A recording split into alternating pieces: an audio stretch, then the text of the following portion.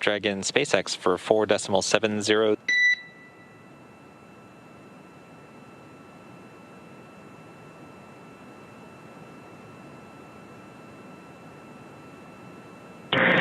Go ahead, SpaceX. Okay, Doug, we're just a couple minutes into the planned suit donning time. I wanted to give you guys a go for all sections of 4.700 deorbit preparation. Okay, copy that. We are through section 3, and we'll report the status of the inventory here in a few minutes, and copy go for suit donning and comfort garments and our orthostatic, the fluid loading protocol. Okay, SpaceX copies. We'll listen up for that inventory in a few minutes, and you got your comfort garments, orthostatic garments, and have started fluid loading.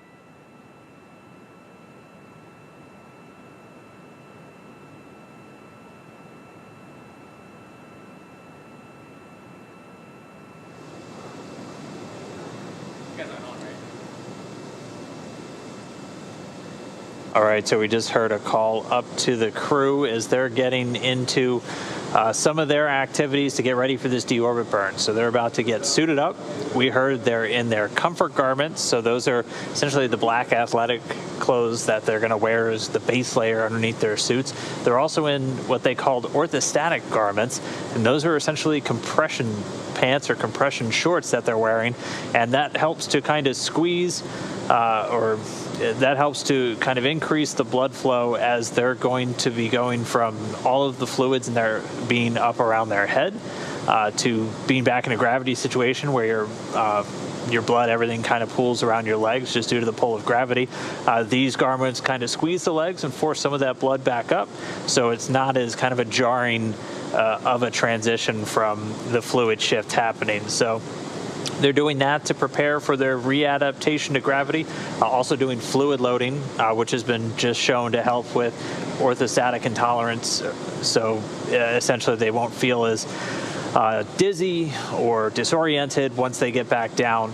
It helps by actually increasing the amount of plasma in the blood even for once they re-enter gravity. So all that going on board right now on Dragon. Yeah, so it's exciting to hear that they are beginning to enter the last phases that they as crew members need to complete prior to re-entry. We're about 2 hours and 20 minutes away from the next physical milestone in terms of the vehicle itself. We'll have what's known as claw separation, and that's where the mechanism that basically contains the umbilicals for power and telemetry and fluids between the trunk and the capsule, we will separate that in order to allow us to jettison the trunk. By doing so, the heat shield of the capsule will be exposed and allowing Dragon to be ready for re-entry. A couple minutes after we jettison the trunk away from the capsule, we will then maneuver the capsule into a position to allow for it to perform the deorbit burn. This will be the burn that places Dragon on its final trajectory. We are aiming for the Gulf of Mexico today, specifically of Florida is our designated landing zone. After the deorbit burn completes, which we're expecting that to be about 11 and a half minutes, we will then close the nose cone and lock it, and then a couple minutes after that completes, we'll begin to re-enter the Earth's atmosphere, and things will start to get pretty hot. Yeah, and everything is going to be standing by in the recovery zone once they're done with that deorbit burn, that re-entry through the Earth's atmosphere, and eventually landing under parachutes. This is a live view from the Go Navigator, which is still making its way out to the recovery zone. It left port just a few hours ago, just about 2 hours and 10 minutes ago. Making its way out from Pensacola to the anticipated splashdown zone. It's going to be on station about 3 nautical miles away from the anticipated splashdown site, at which point it'll take it just around 30 minutes to close in on the capsule following the splashdown. As we did discuss earlier, that was pretty much the only issue that had come up so far today, was with a backup generator on the Go Navigator. They were not able to get a replacement one on board in time, but all the flight rules still enable us to go through with this operation. Go Navigator with its primary generator still fully capable of effecting a recovery this morning. Yeah, so that recovery time, we're looking at 11:48 a.m. Pacific, 18:48 Universal. So if you want to take a nap, you have a couple of hours before the action really kicks in. But we will continue to be bringing you coverage throughout the entire mission. Hopefully we'll have some more great views from Go Navigator, our recovery ship making its way to the splashdown location. Like we said before, the recovery vessel is currently carrying about 40 people. They all have, it's actually a combination of SpaceX and NASA people. They all have specific jobs, and whenever we are actually performing the recovery operations, you only see a small handful of those individuals on board, because safety is the top priority, not only for Bob and Doug, but also for the personnel on board. So we'll make sure that unnecessary personnel will be away and in one of the back rooms, whereas the operational deck during active recovery mission or during active recovery operations will have those key personnel involved. And we will be able to see the descent all the way through Splashdown, as well as the fast boat approach. So those are the two smaller boats that make their way to Dragon after it splashes down. They're the ones that are doing the initial preparation of the capsule, preparing it to be lifted out of the water and onto the recovery vessel. So we have quite a bit coming up, and we're looking forward to being able to show you all of that. As I've mentioned before, the recovery team is a newer one here at SpaceX, since the whole crew recovery process is newer, and it's really cool that we get to showcase them a little bit. The last time we were able to do so was about a year ago, year and a half almost, and on the Demo 1 mission. So be sure to stay tuned throughout the entire recovery process, because once the capsule is lifted up and out of the water and is secured to the deck of the ship, that will be our first opportunity to hopefully get a couple thumbs up from Bob and Doug, indicating that they're feeling good after their return. Yeah, we expect it to take about an hour from splashdown to them getting out of the capsule. A lot of it will be those initial checks happening in the opening minutes following splashdown, and it'll take about 30 minutes for the primary vessel, the Go Navigator, to get very close to the Dragon capsule itself. And then once it's there, it'll take only a few more minutes to lift it up onto the boat and then move it on that nest towards the crew recovery platform. So it's a platform with enough space for just a couple of people underneath the helipad on board the Go Navigator, where they'll be able to open up the hatch. SpaceX's Anil Menon, one of the flight surgeons that works here, is going to be the first one through the hatch. He'll do a quick check on Bob and Doug, making sure they're ready to come out, and then we'll be assisting them out of the capsule and immediately over into a medical facility on board. They'll be on there for just a little while, and then we'll look to land a helicopter on board the ship, and then they'll catch a quick flight back to Pensacola. Yeah, so after that, they'll also then be transplanted by airplane back to Houston after they complete those checkouts at the Pensacola Naval Air Station. And then the best part of the day, family reunions. So I'm sure Bob and Doug are looking forward to being able to give their family hugs again in less than 24 hours. If you were tuned in earlier in the webcast, you may have caught the special wake-up message sent to Bob and Doug to bring them out of their sleep phase. It was nothing short of precious and adorable, a message from both of their sons. They each have one son, and it was a nice little audio recording saying, "Daddy, wake up, wake up, wake up." So highly encourage you to check it out, because it is certainly heartwarming and quite a special opportunity to be able to share a moment like that with their family from far away. And they were pretty adamant. It's a good thing we have weather, because it sounds like those kids are expecting their dads home today. I think one of them's got to go get a dog. so he's excited. That's what it sounds like. But everything's gone extremely smoothly with Dragon's flight. It all started yesterday on Saturday when they loaded in and departed the International Space Station. Since then, we've had a series of steps, all executed flawlessly. We haven't had any issues tracked with Dragon during the departure and the setup for Splashdown. Again, today, this is our prime location. This is our prime opportunity. So once we undock from station, Dragon had an identified prime and a backup, the alternate, which was several days later.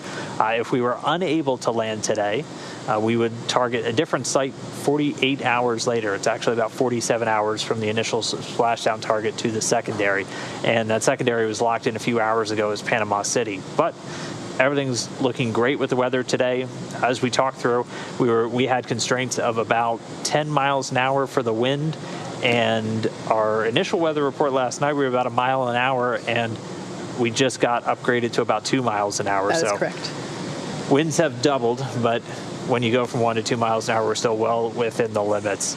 So still looking forward to an on time and a good splashdown today. Yeah, the other good news coming out of that most recent weather report is that the waves are also looking really calm. The threshold for the waves is based on how high the wave is going to get and how frequently. So waves occur in this type of pattern, and for safety reasons, we can't have high waves or waves at a certain height occurring very frequently. That makes recovery operations dangerous.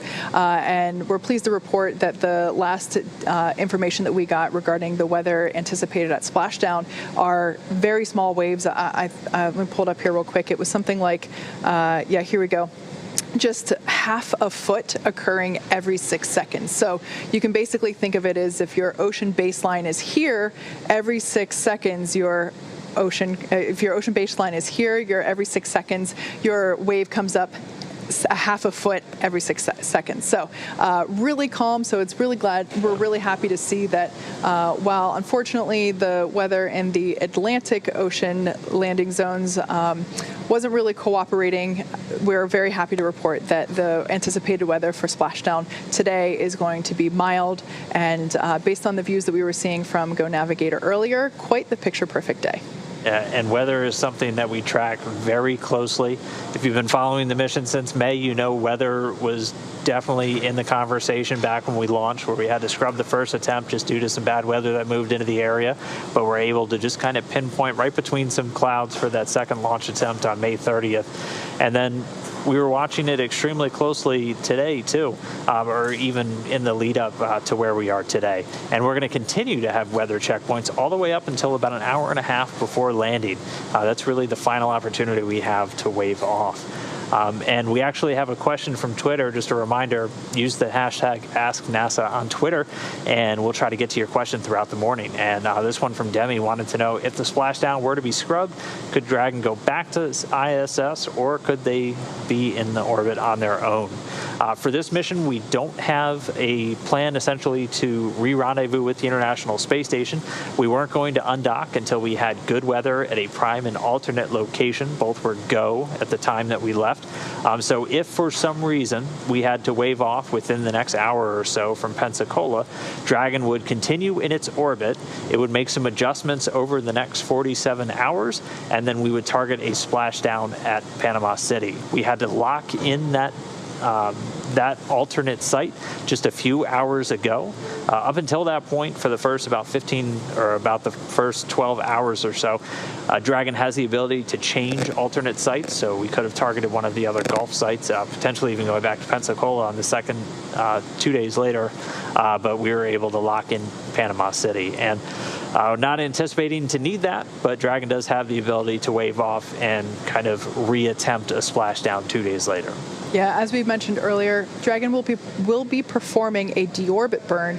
That'll last 11 and a half minutes. That deorbit burn is the moment where we are sending Dragon on its final trajectory to the landing zone. That deorbit burn maneuvering is performed a little bit less than an hour prior to splashdown itself. So like Dan said, definitely continuing to monitor weather until the very last moment that we can. But there is a little bit of flexibility there in terms of if we have to wave off for 24 or 48 hours, Bob and Doug would remain in the capsule. All right, our next question comes from Cody Bone O'Brien, who wanted to know what were Bob and Doug doing in space. Well, they spent 62 days on board the International Space Station as crew members of Expedition 63, and they were fully fledged crew members, so they kind of did the full gamut of operations. They did everything from executing science, contributing more than 100 hours of their time to executing science experiments on board from pretty much every discipline we have on there, from biology to technology demonstrations, to just learning more about the human body and how it adapts to space flight. Bob Behnken was part of 4 spacewalks along with Chris Cassidy. The two of them both now have 10 spacewalks in their careers, ties them with Mike Lopez Alegria and Peggy Whitson as the most for U.S. astronauts. So they were extremely busy while they were on the space station. I know Chris Cassidy was happy to have some help on board, as it's just been him and his 2 Russian cosmonauts for the last several months, and they're kind of back in that situation now, and that's why we're really looking forward to Crew 1 coming up this fall. Yeah, days on the International Space Station, in addition to spacewalks and performing science experiments, you also have to eat, you have to sleep, and you have to exercise. So it's really, there are only a couple of things that are, exercise, eating, and sleeping are absolutely essential. Exercise helps to keep the body strong and try to prevent the effects of that microgravity has on the human body. So when it comes to what might get shifted out a little bit, it's not exercise, it's not eating, it's not sleeping. And so having 2 extra hands on board to assist with things like spacewalks and being able to perform some of the science on board was definitely a help. But in addition to that, Bob and Doug were also completing mission objectives related to Demo 2 while it was docked, making sure that the battery life was as expected, making sure that the solar panels were still absorbing and generating power as expected. So I am sure that by the time that they get home, they will be pretty tired, not just from the dynamic events happening today, but just from the last 2 months as a whole. I'm getting tired just thinking about it. Ready for a break, yeah. Yeah. All right, our next question comes from Philip Hartman, who wants to know how much training does it take to be able to operate, control all of the technology on Dragon and the things on Space Station? I can touch on the space station stuff. We typically train crew members for about 2 years.